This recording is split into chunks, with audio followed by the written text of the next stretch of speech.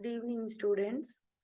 After many times, I'm making one video on the 11th class biology chapter, that is movement and locomotion. I'm going to make you understand about the basics of that chapter, starting from which type of movements are seen in human body, because this is the chapter of human physiology. So we are going to understand about the locomotion and movement. So let us see the PowerPoint. And this is class 11th and class 11th. We are reading about the chapter movement and locomotion.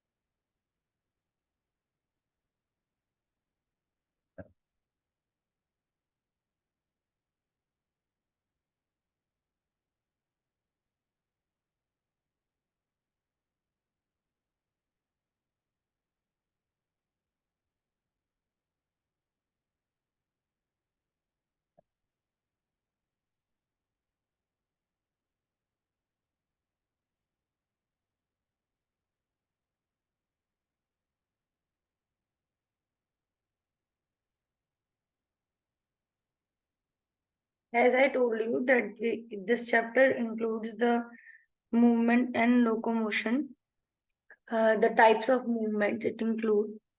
So the movements are basically of three types. Either the organism process or the organs produce amoeboid movement, and like amoeba moves by making the cytoplasmic streaming and pseudopodia extension. The organisms can also move, and the other organisms which has cilia in them, so they also provide ciliary movements. After the ciliary movement, the third type of movement which is seen in the organisms is of the muscular type movement. So this is the chapter which we are going to understand. So let us see the three types of movement we have discussed. The ciliary, amoeboid, and muscular movement.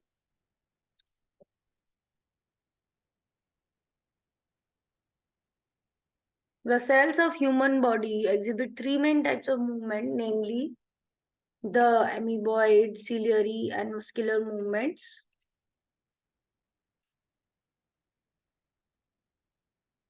Some specialized cells in our body can move like macrophages, leukocytes in the blood exhibiting amoeboid movement. It is affected by pseudopodia formed by streaming of protoplasm as in amoeba.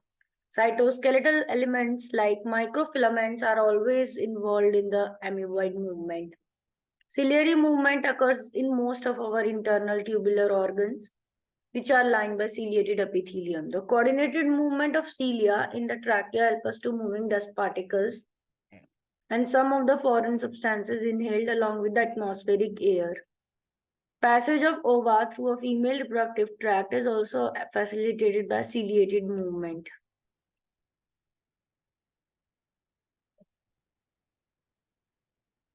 The movement of our limbs, jaws, tongue, etc. are the muscular movement.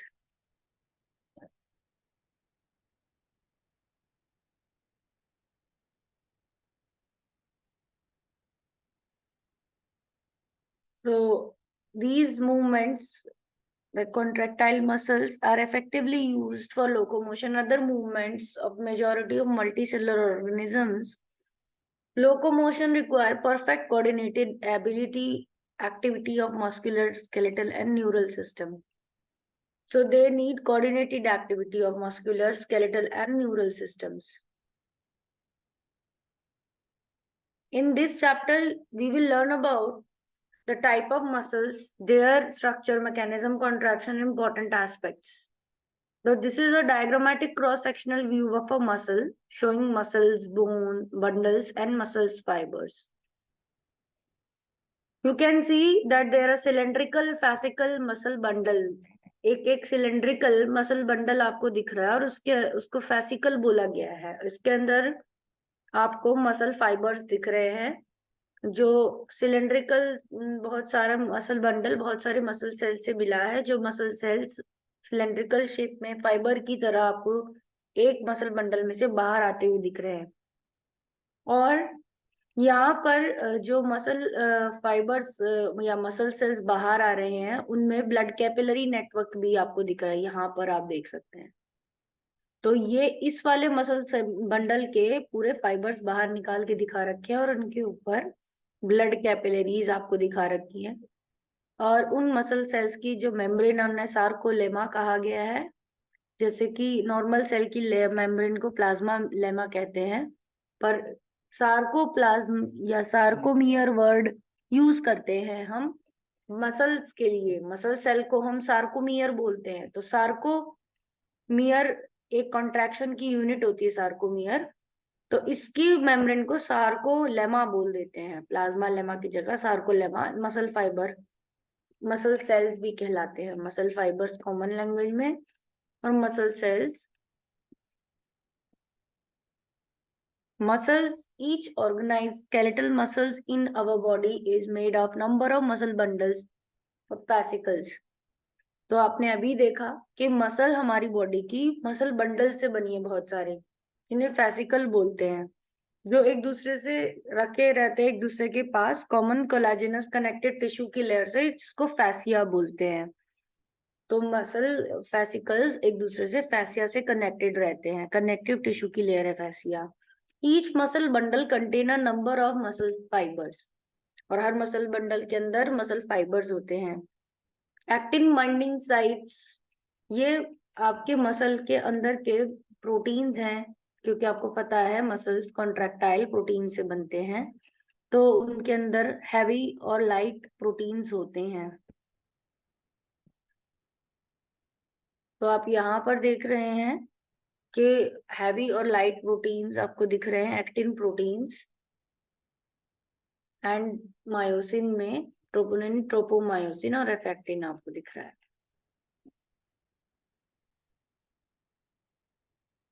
ये muscles का bundle show करते हुए एक muscle का section दिखा रखा है, जिसमें बहुत सारे मसल के बंडल्स हैं। 1 muscle bundle, 2 muscle bundle, 3 muscle bundle, 4, ऐसे करके बहुत सारे मसल बंडल्स दिख रहे हैं फैसिया के अंदर।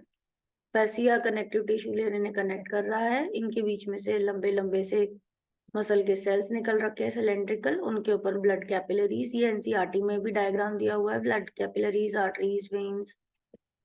और ये मसल सेल है जो इलांगेटेड, ये सिलेंड्रिकल लंबे सेल दिख रहे हैं, इनकी लेयर्स मेम्ब्रेन को प्लाज्मा लेमा की जगह सार्कोलेमा बोला जाता है।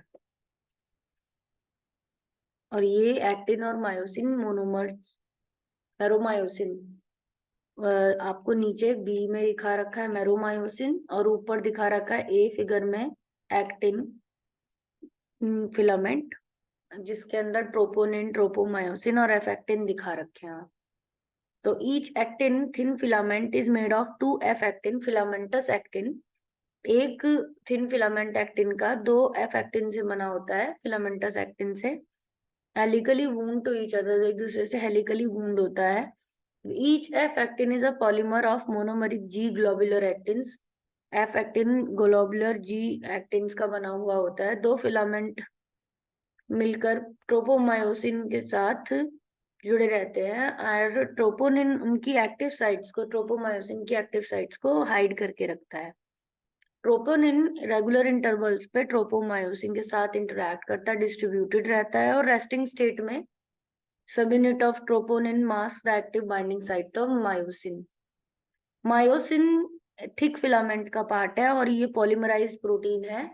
बहुत सारे मोनोमरिक प्रोटीन जोड़कर मेरोमायोसिन जैसे थिक फिलामेंट बना लेते हैं। मेरोमायोसिन में 2 इंपॉर्टेंट पार्ट्स दे रखे हैं। Globular head, meromyosin has 2 important parts, globular head also with a short arm and a tail, the former being called the heavy meromyosin HMM, and later the light meromyosin, LLM, and HMM, heavy meromyosin, and LMM, light meromyosin. The head and the short arm project outward. Regular distance पे वो कुछ angle पे एक दूसरे से बाहर की तरफ प्रोजेक्ट होते हैं, इन्हें इसीलिए क्रॉस आर्म्स कहा जाता है।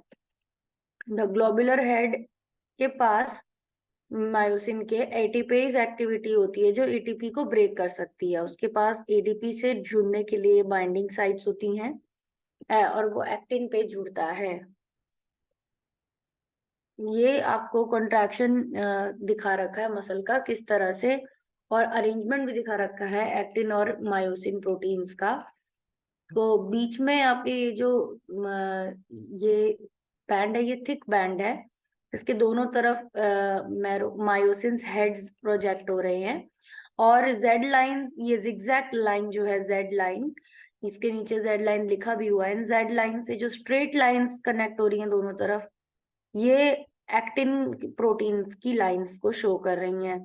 तो एक्टिन और मायोसिन सेंटर में एक्टिन के ऊपर ओवरलैप करता है, और कंट्रैक्शन के वक्त दो जेड लाइन आपस में बिल्कुल क्लोज आ जाती है। जब दो जेड लाइन क्लोज आ जाती हैं, ये आप देख रहे हो दो जेड लाइन, अभी इनके बीच में डिस्टेंस काफी है। फिर जब कॉन्ट्रैक्शन होगा तो ये इधर की तरफ स्लाइड होंगी, मायोसिन और एक्टिन एक दूसरे पे स्लाइड होंगे, और ये हाईली कॉन्ट्रैक्टेड स्टेट में जेड लाइंस आ जाएंगी, जहां पे फुल्ली कॉन्ट्रैक्टेड ये दोनों प्रोटीन्स रहेंगे, जिससे मसल की जो लेंथ है वो कम हो जाएगी, जिसे बोलते हैं दो सार्कोमियर पास आ गए, कॉन्ट्रैक्शन हो गया। और ये आपके क्रॉस ब्रिज फॉर्मेशन है, rotation of head and breaking of cross bridge का साइकिल है, जो आपको कॉन्ट्रैक्शन का साइकिल समझाता है। यहाँ पे मायोसिन हेड जुड़ा हुआ है एक्टिन के, मायोसिन फिलामेंट सेंटर में रहते हैं जो, वो एक्टिन से कनेक्ट हो रहे हैं। तो जब उनमें एटीपी जुड़ा रहेगा, एटीपी जब ब्रेक होगा तो वो मायोसिन हेड एटीपी ब्रेक होने के बाद एक्टिन फिलामेंट से जुड़ जाएगा, और उस एटीपी के एनर्जी जो उसे मिली थी उसकी वजह से वो उसे अंदर की तरफ पुश कर देगा, अपनी अंदर की तरफ खींचने की कोशिश करेगा। फिर एडीपी और फॉस्फेट बॉन्ड्स को वो रिलीज कर देगा, और अगर दोबारा से वो एटीपी से जुड़ जाएगा तो वो एक्टिन फाइबर से हट जाएगा। इसी तरह से जब भी वो एटीपी ब्रेक करेगा, थोड़ा सा वो एक्टिन के फिलामेंट को अंदर की तरफ खींचेगा। तो ये साइकिल है। बाद लोकोमोशन पार्ट में स्केलेटल सिस्टम आप पढ़ते हो, ये ह्यूमन स्केलेटन की सारी बोन्स आपको बता रखी हैं इस डायग्राम में। एंड क्रेनियम जो कि आपका ब्रेन बॉक्स है, देन मैंडिबल जो अपर जॉ है, and sternum is the breast bone, centre में रहती है chest bone, and the clavicle is your collar bone. Rib cage आएगी आपकी 12 पेयर रिब्स की। Scapula is your frontal collar bone, sorry the triangular bone at the back. Humerus is the front arm, first bone. The two bones are radius and ulna, and the carpals and the metacarpals are in the hand. Phalanges are making the fingers. Femur is the leg bone. Patella is the kneecap, and tibia and fibula are the bones of the lower arm, and metatarsals and phalanges are there. This is the diagrammatic view of human skull. Can see various bones in that. With the label, this is the NCERT label. Rib and the rib cage, these are the bones which are also given the label. First to 7 are called the true ribs, and 8th to 12th pair, 11th to 12th pairs are floating ribs.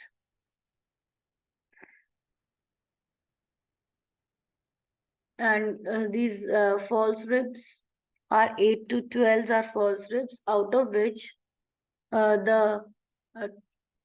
10 and 11 and 12 pair are called floating ribs. 11 and 12 pairs are called floating ribs. So false ribs are 8 to 12, but out of that false ribs, they are called false because they are not connected at the front. They are connected to the 7th rib. 8th, 9th and 10th is directly connected to the 7th one, and therefore they are false in the connection with the sternum. वो directly sternum से आके नहीं जुड़ रही हैं, इसीलिए उन्हें false कह रहे हैं। आगे 8th और 9th और 10th ये तीनों रिब्स 7th वाली से जुड़ जाती हैं आके, तो इसीलिए इन्हें फॉल्स रिब कहा जाता है। जबकि 11th और 12th को फ्लोटिंग इसलिए कहा जाता है क्योंकि बस ये बैकबोन से जुड़ी हुई होती हैं, स्पाइनल कॉर्ड से जुड़ी हुई होती है, बस आगे नहीं आती।